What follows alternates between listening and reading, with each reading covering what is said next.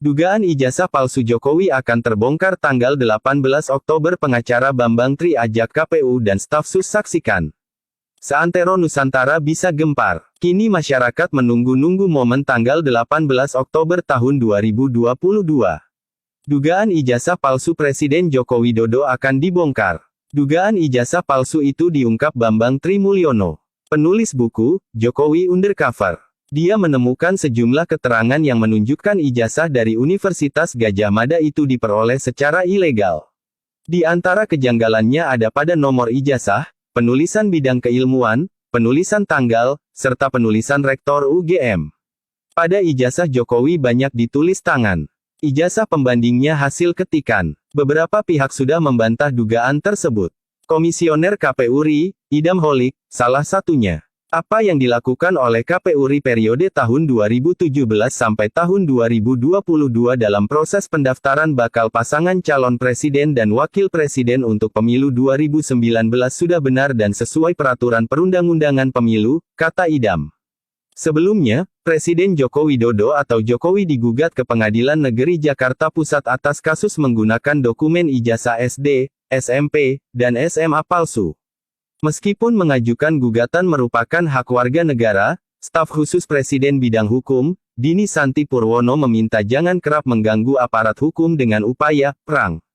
Dini mengatakan mempersilakan apabila penggugat memiliki bukti yang cukup bisa disampaikan dalam proses pengadilan. Selain itu, ia juga meminta kepada seluruh pihak untuk tidak kebiasaan membuat kerjaan aparat penegak hukum dengan gugatan yang dibuat-buat.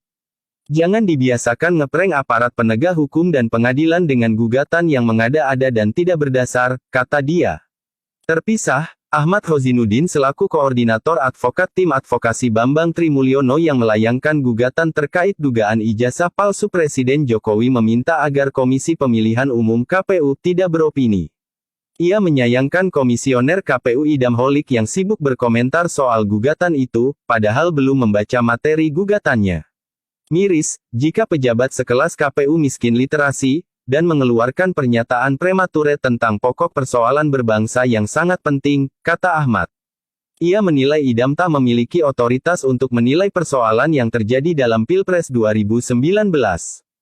Idam Holik baru terpilih sebagai Komisioner Komisi Pemilihan Umum KPU RI untuk periode tahun 2022 sampai tahun 2027. Jadi, Idam tak tahu menahu soal Pilpres 2019.